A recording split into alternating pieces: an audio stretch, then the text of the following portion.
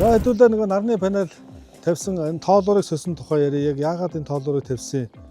Ямар учиртай анх нь тогмоо нэг хэдэн киловаттын зөвшөөрөл авсан. Энэ талаар хэдүүлээ ярилцсан. Энэ талаар ойлголт өгөөч та. За. За манайх болохоор одоо ингээд 380-ийн тоолортой. Тэгээд одоо нарны панел тавьснаас болоод улсад одоо нэг бид нар эргүүлээд нэг илүү гарсан тогоо буцааж өгөхийн тулд манайх шинээр ийм тоолоор авч явсан байгаа. Ийм одоо загварын тоолоор одоо манайх өмнө нь бол ийм тоолортой байж байгаа. Улс буцааж нэг тогоо худалдаж авахын тулд шинэ ийм тоолоор тавих ёстой гэдэг стандарт шаардлага тавьсан. Тэгээд бид нэр стандартын дагуу яг ийм өөрсдөнд нь таарсан ийм стандартын тоолорыг авч тавьсан байгаа. 190 м квадрат байшинг чинь одоо халаалтын зөвшөөрөл авчаа, тогоо авчаа, тэгээ эргээд бараг буцаад тог хэрэглэхгүй усад зарна гэдэг бол маш өнөө цагт бол байж боломгүй юм шүү дээ. Энийг бол бид нар чинь бас яг анх бас нэг яг 380-аараа л халаана гэсэн зорилготой 380-ийн зөвшөөрөл аваад ингээд 380-ийн тоолор тавьсан чинь эргээд ингээд нэг ийм сайхан гоё юмнууд гараад ирсэн байна. Заавал 380 тавих шаардлага байхгүй. Одоо 220-той байхад л өөрөө нарны мас сэргээгдэх хүч маань гисчим хүч маань. Одоо ингээд бүгдийг бол хангаж байгаа.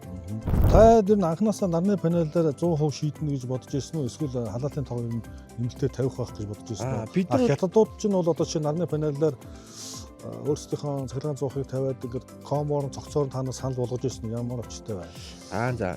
Бид нар болохоор анхнаасаа угаасаа зүгээр ийм панел тавина гэж тооцоолоогүй. 380 аваад 380-аараа одоо энэ 190 м квадрат байшингаа халаанаа л гэж тооцоолчихсон. За. Тэгэнгүүт л одоо бид нар юм судалсны үндсэн дээрээс хүмүүстэй ярилцсны үндсэн дээрээс ийм нарны сэргээгч хүч мөч тавьсан. Сарны нарны сэргээгч хүч мөч маань бол 380 бол шаардлагагүй юм байна. 220-аараа ер нь бол бүх юм хангадаг.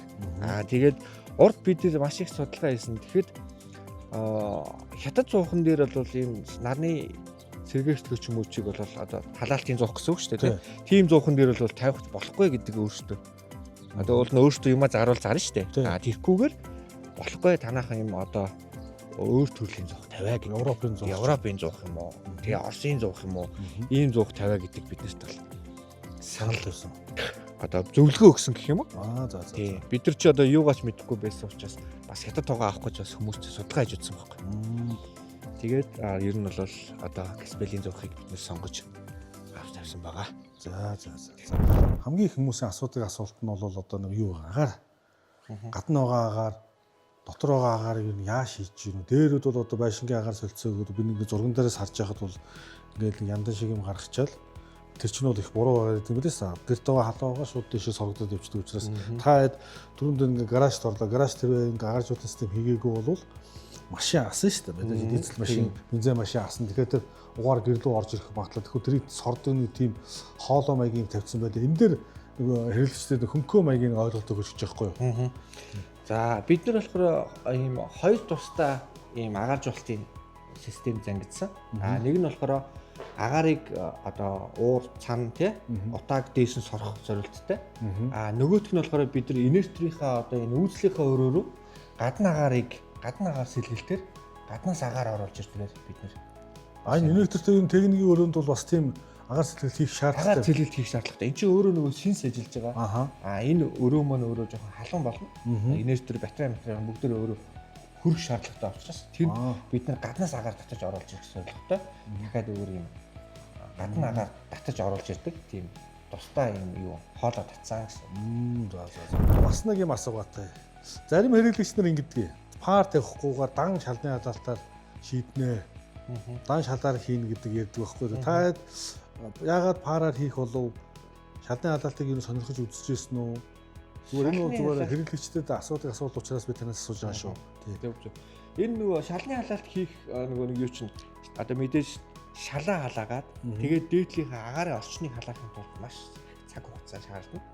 Пар ч бол ил байгаа юм.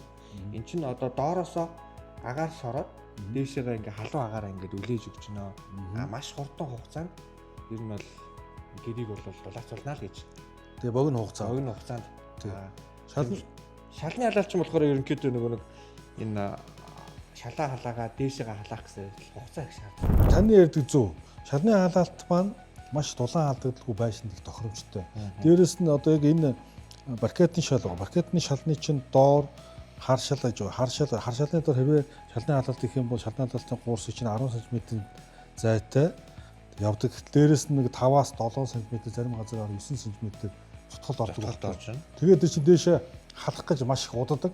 Хэрвээ буруу их юм бол доор нь шинэ дулаалгын хавтан ч юм уу ямар нэгэн тунгалан цаас энэ төр хийхгүй бол дулаан алдсан тэр хоолойны мань дулаан доошоогоос халддаг учраас их жоохон дохомжгүй байдаг. Дээрээс нь танад бол уг нь тохирох байсан юм байна. Зарим айлууд нь тоогоо унтраачдаг. Эзгүй үедээ. Эзгүй үедээ унтраачаад буцаагаа тасгаад шал айгүй удаан халдаг. Тэр шатан дор байгаа, цементэн дор байгаа тэр дор байгаа юм чинь халах гэсээр байтал уддаг учраас та их зөв шийдэл хийсэн. Ягаад тэгэхээр тоогоо унтраатай байлаа, ирлээ асаалаа. Энэ чинь өдөр 30 минутын дотор хална гэсэн. Ягаад тэгэхээр пар байгаа. Манай Монгол улс чинь өөрөө Сибирийн сөрөн уур амьсгалын бүсэд урсгалаар байдаг учраас пар бол их тохиромжтой байдаг шүү. Хэрвээ шал их гэж байгаа бол маш сайн улаан алдагдaltaгүй хийх юм бол тэгээд баян унтраахгүй тохиолдол их тохиромжтой байдгийг. За та бол их зөв шийдсэн байна. За баярлалаа. Дээрээс нь хэрэглэгчдэд нэмээд хэлэх таны өөрийн одоо санал хүсэлт гэдэг юм уу зөвлөгөө маягийн юм байвал битэрийн яригдаагүй асуудал дээр байгаа асуудлыг та нэг хэлээд өгөөд өнөөдрийнхөө нэвтрүүлгийг хэдүүлээ ингээд дуусгая. За. Тэгээд одоо яг хүмүүс юм хийх гэж байгаа, ингээд байшин барьж байгаа, байшин барьсан хүмүүс өндөө шүү дээ. Одоо тогны мөнгөний их гараад байгаа. Тийм иймэрхүү үед бол одоо нэг юу яах хэрэгтэй юм? Нарны сэргээгч гэж юм уч маш сайн одоо зөв тий тог үнэтэй байгаа, тог их тасраад байгаа үед бол энэ маш зөв хөрөнгө оруулалт юм аа. Эхний үед л одоо нөгөө анхны гарах зардал өндөр боловч сартаа өөх одоо тогныхаа зардлыг ингээд бодоод нэмээд асууд үзэх юм бол бараг 1 жилийн дотор 1 жилийнхаа тогныхаа мөнгийг урьдчилж төлөөл насан туршдаа одоо ингээд тогны мөнгө төлөхгүйгээр дулаахан сайхан байх нэ л гэж байгаа юм бол.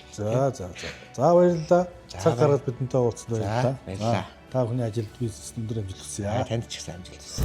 Та бол энэ худалдан тийм ээ. Тийм бид нар бол худалдан. Үн бол их боломжийн сонсогдчихжээ. Та бүхэн сонирхож явах юм бол тэгээд дараад нэг компани хүмүүстэй холбогдоорой. Би тэр утсыг бол пэйж дээр нээлттэй тавьчихнаа. Барилга барьдаг компани тийм үү? Барин тийм ээ. Захиалгаар барьсан. Ийм гоё бизнес хийж байгаа маш гоё хэрэгтэй мэдээлэл өгж байгаа танай хамт олонд их маш баярлалаа. Өнөөдөр ингээд цаг гаргаж бас бид нартай уулзсанд их баярлалаа. Хэрэглэгчдийн асуултууд зөндөө байгаа бах. Энийг бол дараагийн юм дээрээс бол та бүхэн сонирхоод тухайн компанитай холбогдож аваарай.